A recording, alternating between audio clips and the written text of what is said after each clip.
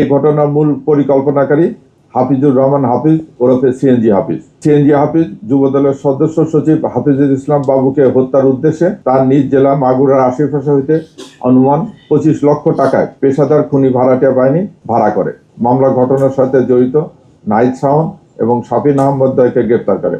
আটককৃত চঞ্চল ও নাহিদের দেওয়া তথ্য মতে ঘটনার সহিত জড়িত জিয়ারুলকে মাগুরা জেলার শালিকা থানাধীন অটোপাড়া মিরপুর হইতে এবং আলী হোসেনকে ডিবি পুলিশ গ্রেপ্তার করে। কাফরুল থানা পুলিশ ঘটনায় জড়িত জিয়াদ মোল্লাকে শরীয়তপুর এবং মাসিম বিল্লাহকে যশোর জেলার থেকে গ্রেপ্তার করা হয়। এই ঘটনার সাথে জড়িত মোহাম্মদ আবির হাওলাদারকে জনগণ পিটুকুনি দিয়ে কাফরুল থানায় সোপর্দ করে। আসামিদের জিজ্ঞাসাবাদে জানা যায় যে এই ঘটনার মূল পরিকল্পনাকারী হাফিজুর রহমান হাফিজ ওরফে সিএনজি হাফিজ। হাফিজ কাফরুল থানার স্বেচ্ছাসেবক দলের যুগ্ম আহ্বায়ক, সাথে হাফিজুল ইসলাম বাবু কাফরুল থানা যুবদলের সদস্য সচিব।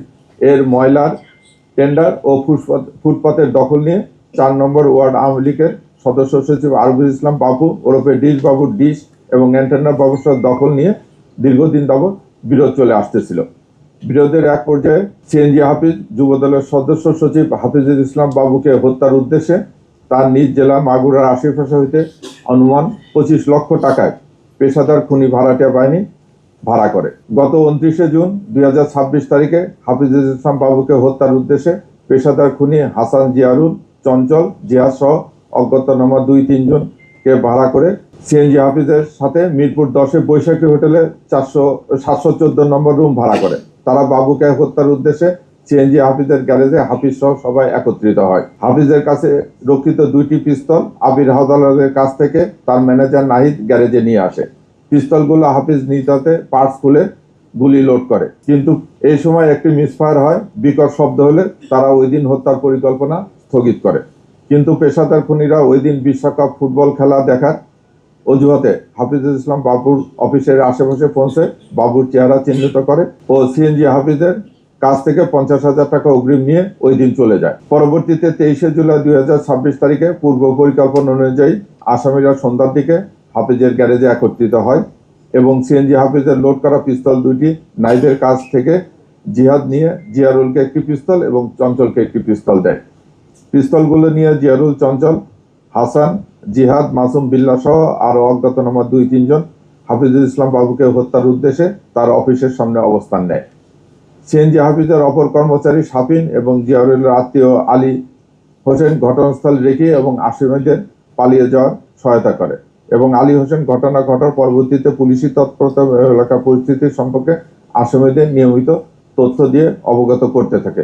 ঘটনার দিন রাত অনুমান 11 ঘটিকার সময় হাফিজুল ইসলাম বাবু তার অফিসের সামনে নেতাকর্মীদের নিয়ে আলাপকালে অপরিচিত লোকজনের সন্দেহজনক মনে হলে তাদের পরিচয় জিজ্ঞাসা করলে তারা তাদের বাসা মিরপুর 10 বলে জানায়। এক পর্যায়ে হাফিজুল ইসলাম বাবু তার নেতাকর্মীরা অপরিচিত ব্যক্তিদের দেহ তল্লাশি করতে চাইলে তাদের মধ্যে একজন পিস্তল বাইর করে যুবদল কর্মী ইউসুফের বুকে গুলি করে এবং তাৎক্ষণিকভাবে অস্ত্রধারী সন্ত্রাসীরা এলোপাতাড়ি গুলি ছুড়ে পালিয়ে যাওয়ার চেষ্টা করে।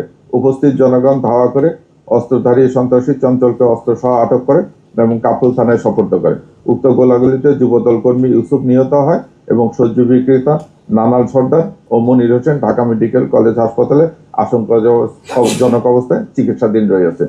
এই ঘটনা ঘটার পরে আমি পূর্বে উল্লেখ করেছি ঢাকা মেট্রোপলিটন পুলিশের গোয়েন্দা বিভাগ এবং মিরপুর বিভাগ যৌথভাবে কাজ করে 7 জন আসামিকে গ্রেপ্তার করে অস্ত্র উদ্ধার করে এবং ঘটনার মূল পরিকল্পনাকারী চিহ্নিত সহ ঘটনার রহস্য উদ্ঘাটন করে।